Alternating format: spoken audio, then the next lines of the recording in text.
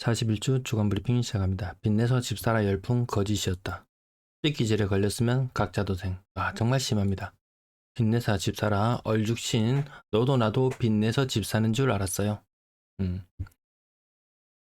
전금융권 주담대 신용대출까지 포함한 부분입니다. 그러니까 9.8조. 언론은 항상 크게 부풀립니다. 주담대만 놓고 보자면 8.5조. 정말 특이한 현상이 일어났던 것이요. 이 막대 그래프 상에서는 주담대입니다. 그리고 노란색 선은 거래량입니다. 요거 대구 지역 거래량인데요. 부산도 별반 좀 비슷하거든요. 요거 수정을 못했네요. 아무튼 주담대가 전국적으로 늘어날 때 지역도 대출이 늘어나면서 거래량이 폭발하는 현상들, 요것이 있었는데 근래 들어서는 주담대가 늘어나도 거래량이 바닥을 기는 현상. 부산도 한 2000, 평균적으로, 올해 평균적으로 한 2200건 정도 이렇게 바닥을 계속 기는 형태였는데요. 이상하다. 너도 나도 빚내서 집 사라고 하는데, 왜 지방의 집값은 오르지 않고, 왜 이렇지? 이상하다. 정말 이 상태로라면 주담대가 한 10조, 20조 돼야지, 8조가 아니고 10조, 20조 돼야지, 한 20조는 돼야지 지방에 훈풍이 불겠구나 이랬는데요. 정말 그런 것 같아요. 4월에는 4조, 5월에는 5조, 6월에는 6조, 7월에는 7조, 8월에는 8조. 이 막차였죠. 막차 이후에 주담대는 뚝 떨어졌어요. 계속 의문이었었죠. 저렇게 많이 주담대를 내면은 전국적으로 시장이 떠올랐어야 정상인데 수도권 고가 아파트들만 움찔하고 나머지는 사실 그렇게 크게 반응이 없었어요. 얼마나 돈이 많이 풀려야 시장에 훈풍이 불까? 한 20조는 풀려야 될까? 10조만 풀려도 지방까지 띄우기에는 충분해요. 근데 10조에 가까운 돈이 풀렸음에도 지방이 뜨지 못했다. 그 이유는 자, 함께 보시죠. 사실상 주담대를 받아서 어디 썼나 보니까 대출 갚는 데 썼어요. 주담대 예를 들어서 8.5조다 이렇게 이야기하면요. 사람들은 흔히들 전부 다 주담대 받아서 집 사는데 못했었구나 이렇게 생각하는데요. 아니었어요. 주담대를 받았는데 주택 구입 이외의 목적으로 주택담보대출을 사용했다. 올해 4월에는 4조, 5월에는 5조 이렇게 합치면요 40조 정도 40조 정도 주담대를 받아갔습니다. 근데 그 중에 20조 정도만 집 사는데 투입이 되고 나머지 20조 정도는 다른 대출 갚는 데 썼습니다. 여기 나옵니다. 사업자금과 생활비를 위해서 주택담보대출을 했다. 엄청난 빚을 내서 집을 산다고 너도 나도 빚내서 집 사라고 언론에서 많이 이야기했어요. 알고 보니까 빚내서 빚 갚고 있었어요. 심각하지 않습니까? 그래서 언론에서는 이걸 대서특필했습니다. 이 주담대 늘어나는 게 무섭다. 와, 지금 추세 무섭다. 이렇게 이야기했습니다.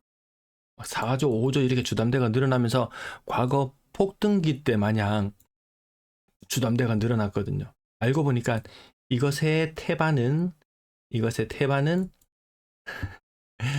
다른 빚 갚는 데 썼다는 말입니다. 그 말인즉슨 실질적인 주담대는 2조 정도 수준. 거래량이 바닥을 기고 지방에 훈풍이 안 도는 데는 이유가 있었거나 너도 나도 빚내서 집 사지 않았어요? 빚내서 주담대 금리가 싸거든요. 주담대 금리 3.5%, 사업자 자금 6%. 당연히 주담대를 내서 사업자 자금을 갚아 나가는 방식, 이런 용도로 많이 이용이 됐단 말이에요. 그 외에 신규 빚도 있을 거예요. 은행, 비은행, 주담대, 기타 대출. 자, 부산 기준입니다. 부산 기준으로 올해 주담대가 1조 정도 증가했습니다. 그럼 이거 전부 다 집 사는 데 썼느냐? 아니라는 거죠. 이 중에 절반 정도는 다른 대출을 상환하거나 사업자금으로 쓰기 위해서 했는 거죠. 네. 신용대출이나 이런 것들은 6천억 감소. 따지고 보면 올해 8월 달까지 부산에 대출은 4천억 정도밖에 증가하지 않았습니다. 4천억이면 4억짜리 아파트 한 1000채 정도? 풀 대출 아니고 한 2억씩 대출 받는다고 쳐도 이 거래량에 거의 영향을 미치지 못할 만큼 대출을 받더라. 한창 때 회색 막대 그래프 보시면은 평균적으로 5천억씩 막 대출 받습니다. 평균적으로 5천억. 심할 때는 1조 5천억까지 이 무진장 대출을 많이 받았습니다. 근데 22년도 분위기가 한번 꺾인 이후로 22년도 주택담보대출 많이 받지 않았어요. 갚기 바빴습니다. 23년도 마찬가지다. 갚기 바빴습니다. 24년도 또한 마찬가지. 주택담보대출이 크게 늘지 않습니다. 5천만 인구 대 330만 인구로 나눴을 때요. 올해 전체적인 주택담보대출만 놓고 보면 37조가 증가했습니다. 그래서 단순 계산상으로는 비율로 나타내보면은 부산은 한 2.4조 정도 주담대를 받아야지 정상이겠죠. 근데 아까 부산은 얼마 대출 받았다고요? 1조 정도 대출 받았습니다. 사실상 상당수의 대출은 수도권에 거의 다 집 사는데 몰려있고 정말 대출 안 받습니다. 대구 사람들보다 더 대출 안 받는 것 같아요. 빚내서 집 사는 시절은 부산은 이미 끝나버렸나 봐요. 전국적으로 주담대가 37조 늘어나는 동안 부산은 1조밖에 주담대가 늘지 않았다. 시사하는 바가 그거겠죠. 그래서 주담대를 전국적으로 아무리 많이 낸다 손치더라도 우리 부산에 해당돼야 되잖아요. 부산은 이렇게 대출 많이 받지도 않았어요. 이렇게 대출 많이 받지도 않았습니다. 거래량이 떠오를 수가 없습니다.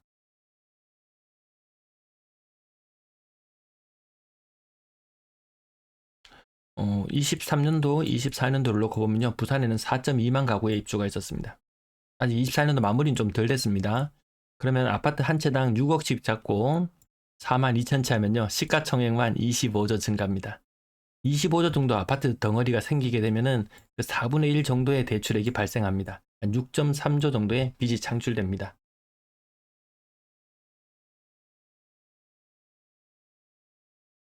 그런데 23년과 24년을 통틀어서 보니까 주담대는 2조 정도 증가했어요. 1년에 1조 정도 증가하는 모양새를 취하는 것 같네요. 빚이 6.3조 늘어나야 되는데 실질적으로 빚은 주담대는 2조밖에 늘지 않았다.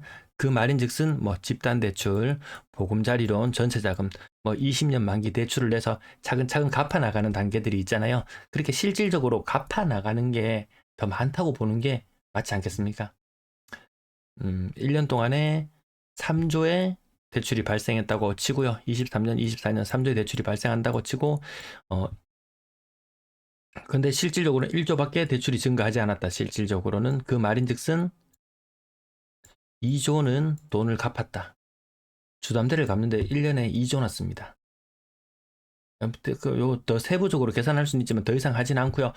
아무튼 사람들이 빚내서 집 사는 것을 멈췄다. 오히려 빚내서 빚을 갚는 용도로 쓰는 경우들이 더 많았다. 그래서 누구든지 전부 다 빚내서 집 산다, 얼죽신이다, 뭐다 분위기를 만들어 갔을 때 빚을 내서 집을 샀다면은 각자 도생해야 되겠죠.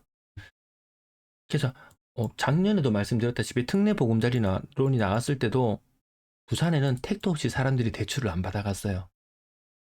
왜 대출을 안 받고 왜 집을 덜 살까요? 비싸니까. 답은 딱 하나입니다. 그 농민들이 빚쟁이가 되어가는 과정을 보면요, 엄청난 이 농기구라든지 엄청 비싸잖아요. 땅도 사야 되고 이것저것 다 해가지고는 사실 소출이 나오지 않습니다. 그러면 계속 돌려막기 하는 식이 됩니다. 땅을 담보로 대출을 받는다든지. 그래서 이 농지나 이런 것들, 등기부 등본 이런 거 떼서 조사해 보면요, 온통 빚덩입니다. 도시민들 또한 땅 사고 하고 한 것도 없잖아요. 근데 아파트 사고 생활비 쓰고 하니까 마찬가지로 온통 빚쟁이만 되어버렸습니다. 농민들 다 빚쟁이라고 이야기하는데요. 도시민들의 상당수도 농민들과 한 배를 탔는 것 같습니다. 요거 자디스라는 분의 영상 보면 좀 재밌습니다. 귀농하려면 얼마 가지고 귀농해라? 요거는 자디스님은 아니고 마성의 남자인데요. 안동 남자입니다. 안동 분이신데 아무튼 이 사람이 이야기합니다. 귀농하려면 한 10억은 들고 와라. 10억은 들고 와라. 그러면 한 3천만 원 벌 수 있을 거다. 이런 식입니다.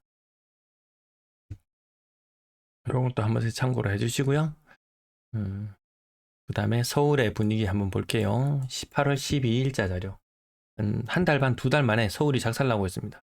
0.28, 0.26, 0.21, 0.23, 0.16, 0.12 그러던 것이 0.1까지. 나머지 경기도는 보합권까지 다 와가려고 하고요. 분위기가 8월 막차 이후 8월 달까지가 막차였죠. 8월 막차 이후 요 빨갛잖아요. 지금 9월 달부터 분위기가 완전히 완전히 꺾여 내려갔죠.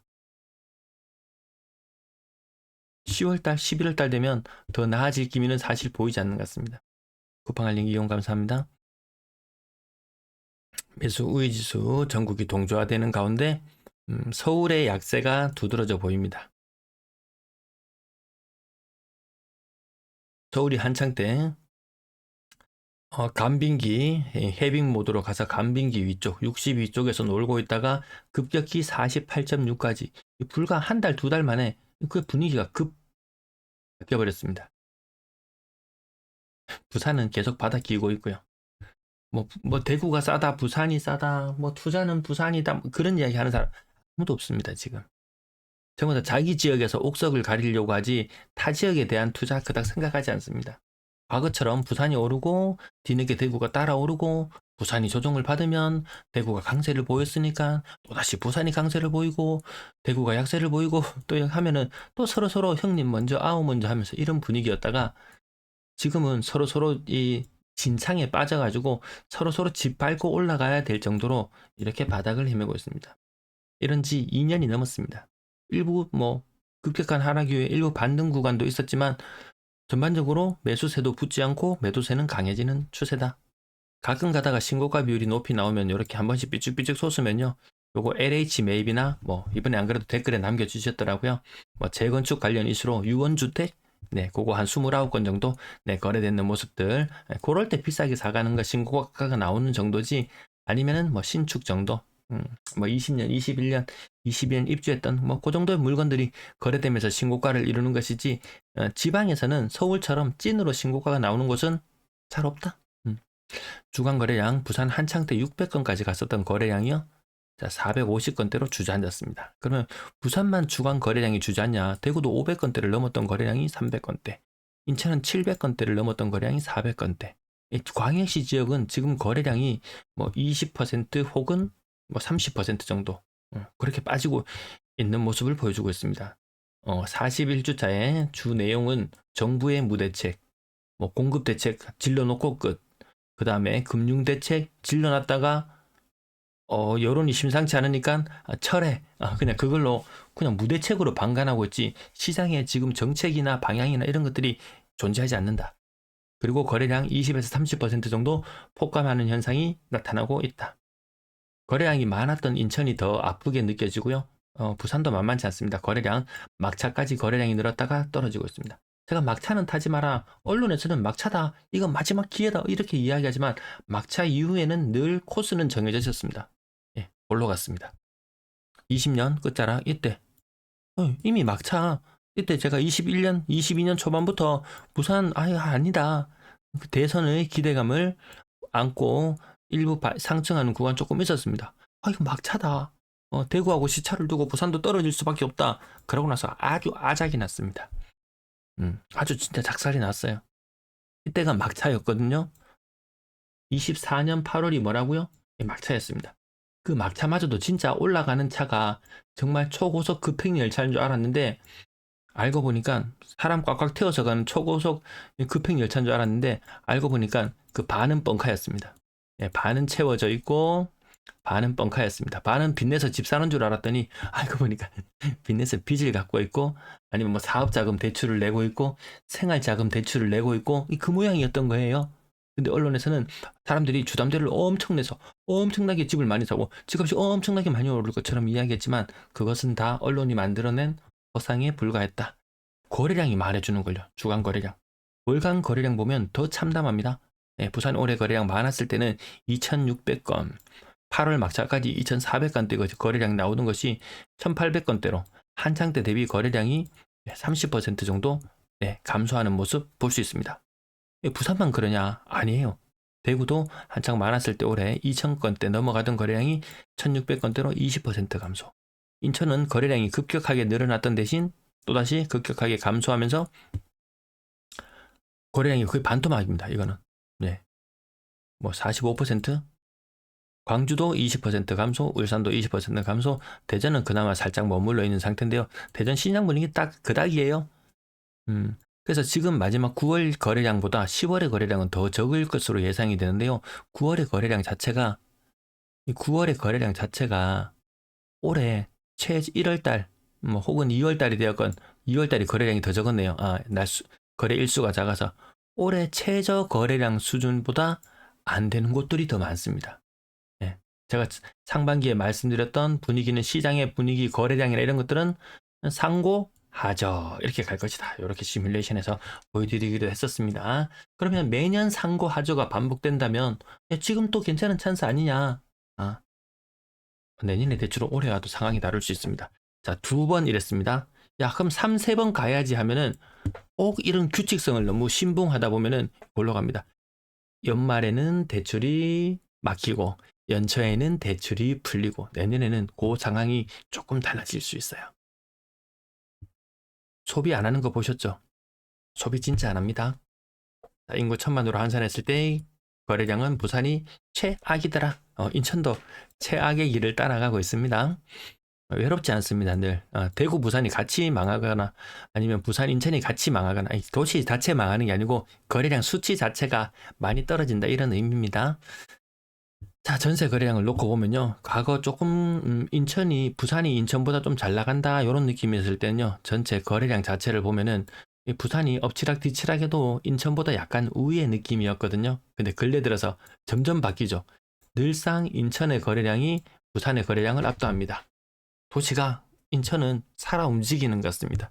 근데 막상 인천의 도심이나 이런 것들을 촬영하는 것을 보면요. 다 비슷비슷합니다. 인천의 거래량이 늘 부산의 거래량을 앞서간 것. 이미 2022년 이후로 뭔가 많이 달라졌죠. 자, 인구 1,000만으로 환산했을 때 부산 별로 거래가 활발하지 않다. 영남 지방 하루통요. 영남 지방 모든 게 다 멈춰버린 듯한 느낌. 누군가는 이야기했습니다. 과거에는 동서의 대결, 정치적으로 동과 서의 대결이었다. 뭐 진보와 보수의 대결이었다 치자면은 지금은 정말 수도권과 비수도권의 대결로 가야 되는 형태인 것 같습니다. 그러지 않고서는 지방에서는 얻어낼 수 있는 것이 아무것도 없는 것 같습니다. 지방끼리 나눠서 저기 어디야 뭐 호강 밑으로 금호강 밑으로 해서 뭐 영남이니 호남이니 이렇게 나눠가지고 뭐 동서 갈등 백날 이야기 해봐야 실리는 수도권이 다 챙겨가는 걸요. 정말 이 프레임이 바뀌지 않으면 지방은 생존이 힘들 것 같다.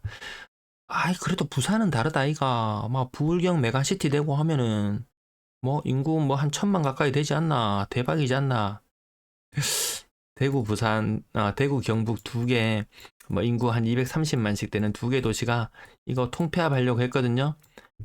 이 기관장 자리라든지 모든 자리가 많이 걸렸지 않습니까? 맨날 싸우기만 싸우고 통폐합 되지도 않습니다. 그런데 부산, 울산, 경남, 경남 인구 한 350만 되나요? 어, 이 700만, 800만, 800만 도시 통폐합 쉬울 것이냐, 메가시티 쉬울 것이냐, 말만 메가시티지 도로 몇 개 뚫어주고 나면요, 굳이 거기에 가서 살 필요 없을 정도? 그런 느낌이 아닐까 싶습니다. 그런 메가시티에 대한 기대도 사실 그닥 없는 것 같습니다.